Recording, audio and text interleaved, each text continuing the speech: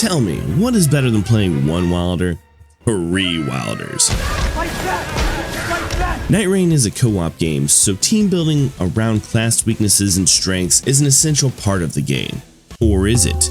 Today, me and my friends, Cream of the Crop and Wandering Crusader, decided to flip the script and do a run with 3 of the same character. Can we beat the game like that? Will a 3 Wilder team be the new meta, or fall flat against the lack of diversity? Well, you're about to find out.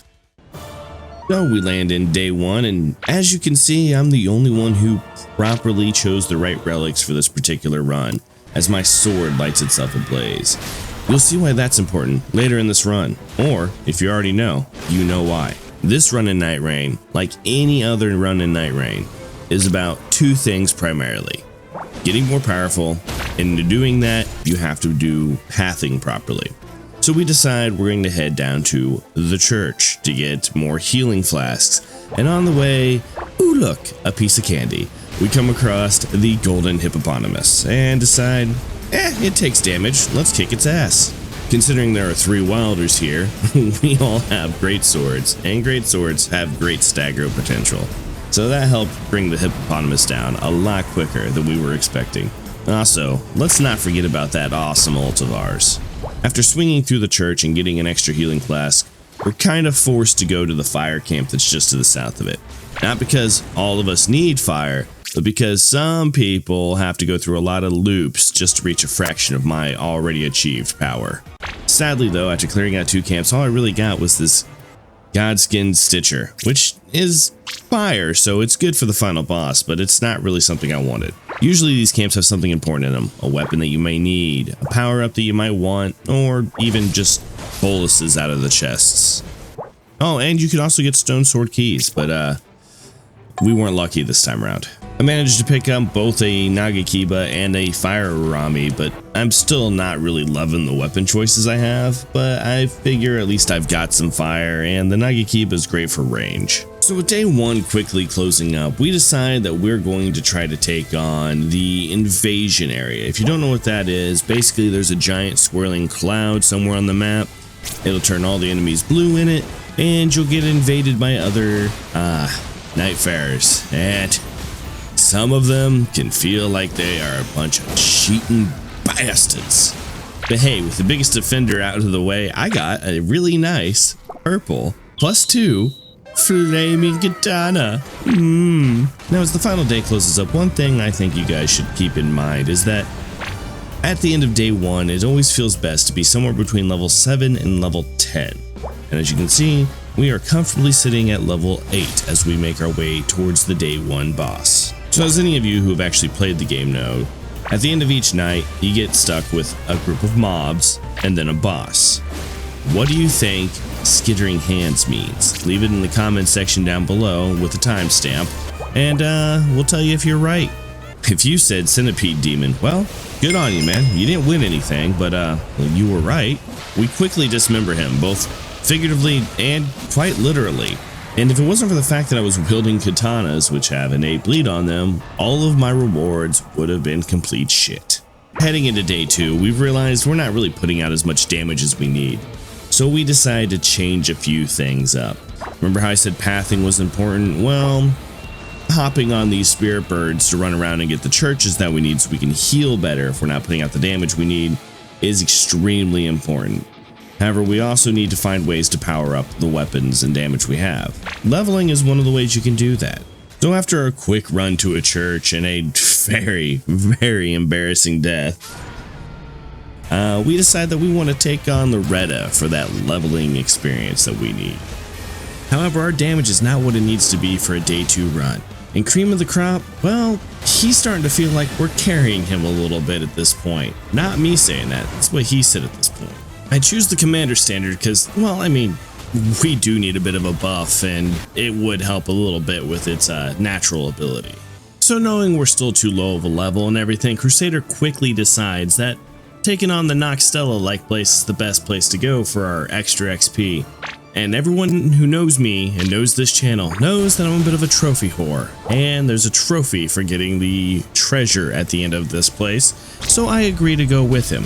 Alright, now let me ask you guys one thing. What's the most important thing about running around when it comes to Nightreign? Is it just getting XP, or is it getting those sweet blue, purple, and sometimes legendary drops? Yeah, that's right. So while we're in here, we're taking out anything with a pulse that also drops special loot. And by the time we make it to the Headless Troll, we're no longer hitting like we're just using pool noodles, but we're taking them down pretty quick. But just to make up for the lack of XP and that one stupid death we're not talking about right now, I pick up the 10% extra runes package from this particular defeated foe. However, with all of our detours, we've made a massive and crucial mistake, and the storm starts to close in around us again. We stop at everyone's favorite vendors, and I let my allies buy some stuff as I browse, but I'm not really interested in what they have to offer, so I move on. And even though we weren't able to finish Nocstella wasn't quite done with us yet. As you can see, the slimes and their swordsman mistresses are here, telling us that the next boss is going to be a big one. Sadly, the most trouble I had with these basic mobs was the chick with the boob shields.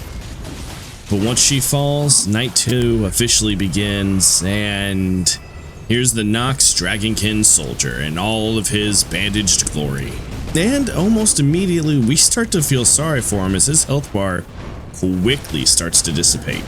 I mean, I'm not saying it was one-sided or anything. I definitely almost chipped a nail and had to use at least 2 health potions, but like halfway through it, and we weren't really feeling much on the damage side from him.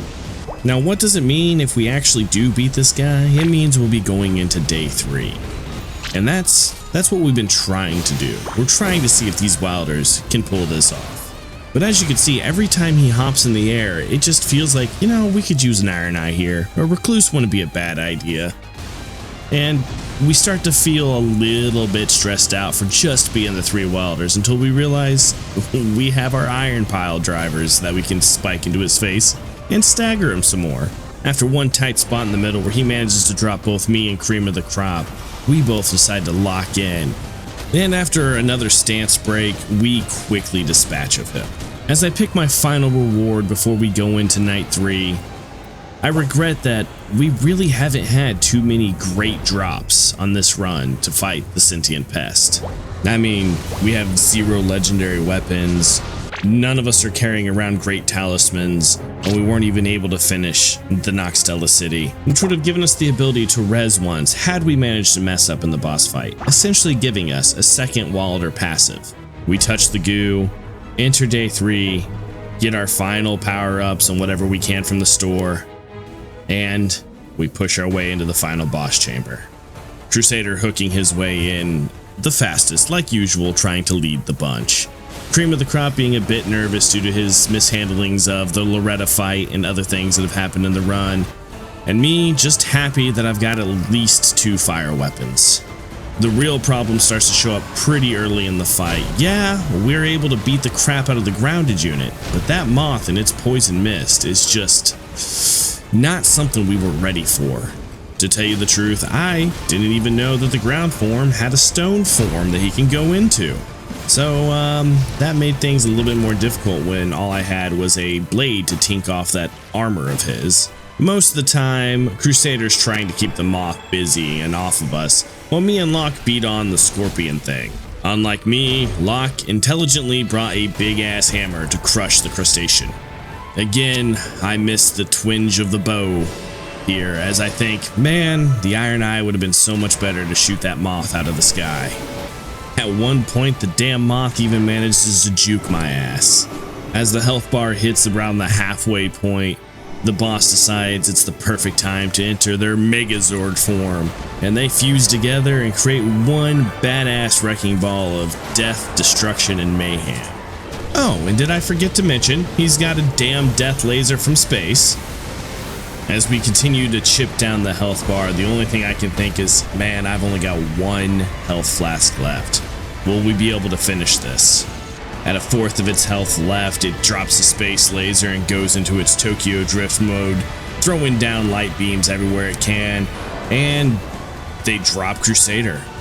We quickly get Crusader back up. However, I've got no healing left, just a warming stone. Crusader's down to his last heal, Locke isn't got much left in his tank either. And then, stupidity happens, and I lose half of my health to the damn space laser. With almost no health left, a roar drops me. Locke quickly gets me back up. We go to charge in, but oh no, he's charging right back at us, and Crusader goes down. Then I go down shortly after, with almost no health left and the boss right on top of us. Cream of the Crop decides he's going to focus the boss. And then the impossible happens. The man who's basically been carrying this entire run locks in, gets swatted out of the sky, uses the last healing flask, and in an epic anime moment charges the boss. And in one strike takes the rest of its health out. And that's how we took out the sentient pest with 3 Wilders. It was hectic, it was nuts, but we managed to do it.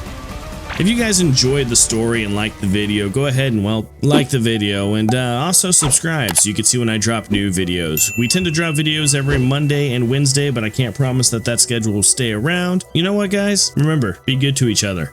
We'll see you in the next video. Peace.